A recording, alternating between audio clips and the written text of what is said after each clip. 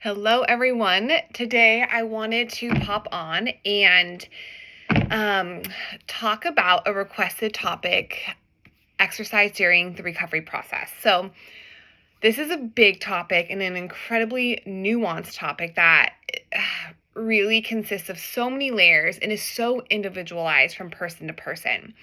And so, today I really wanted to kind of address it from like a big picture perspective on like how do we tackle this conversation in the treatment process. Okay, so big picture, um, you know, movement can be an incredibly right, we know that there's lots of health benefits to movement, physical and psychological benefits.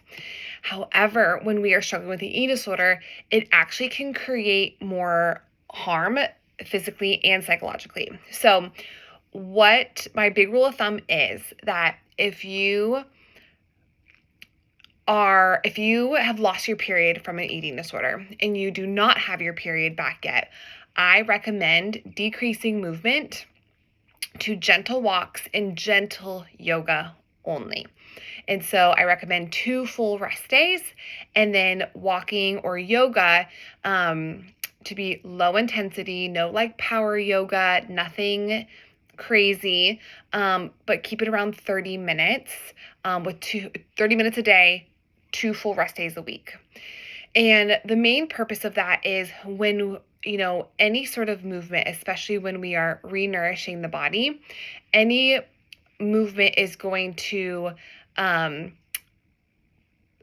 take nutrition. It's going to take energy to support that movement. And so when we don't have a period, the nutrition we need to get a period back is going to be diverted into the movement. Even if it's simple, even walking and yoga, right, takes energy, especially if you're in a hypermetabolic state. If you're not aware of what being hypermetabolic means, if you're not familiar with that term, let me know. I'd be happy to do a whole nother video on that.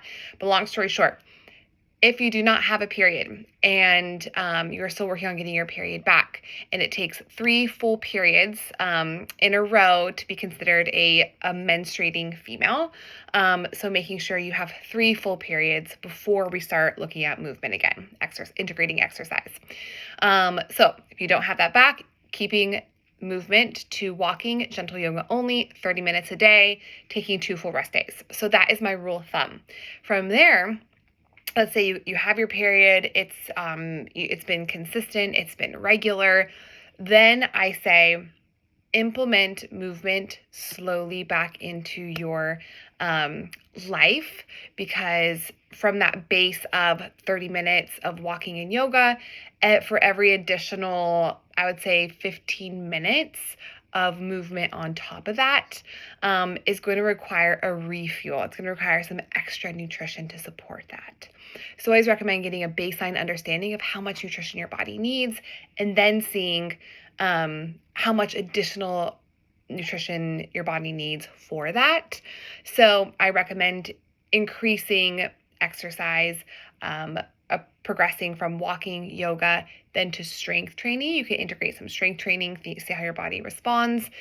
Cardio is the last piece that, because it takes the most energy, the last piece I would recommend introducing, especially if you're struggling with getting a period back. And so I think it can be a beautiful and wonderful part of, the recovery process and, getting outside, moving your body, reconnecting to your body in a safe and healthy way. But we want to be really mindful about whether or not you're having a period. That's going to be really important. I can do a whole nother video on why having a period is so incredibly important from a physiological and psychological standpoint.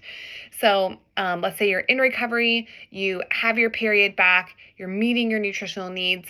Then we could talk about like, what does it look like to fully return to movement?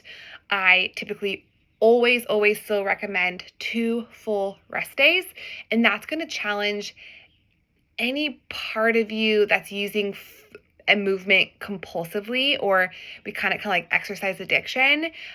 2 full rest days will really challenge that part to see if there's any of that coming in. So because from a physiological standpoint, our body needs 2 full rest days, and it can be active rest. Like you can do some stretching, you can go to the mall, walk around the mall. You can, right? You can do stuff like that, but no organized movement.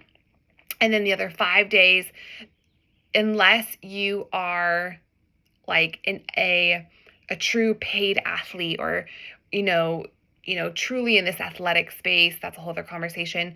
From a physiological perspective, I always recommend keeping movement to no more than an hour.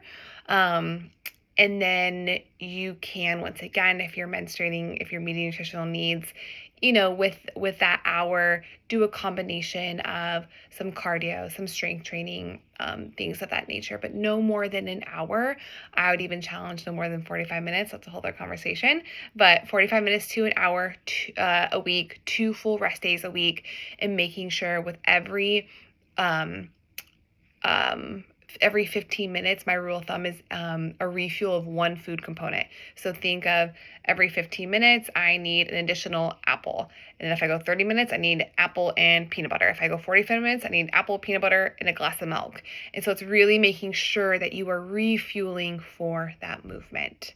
So hopefully this is helpful. Please let me know if you want me to break this down further or go into why I make these recommendations. Would love to answer any further questions about this piece. All right. Bye, guys.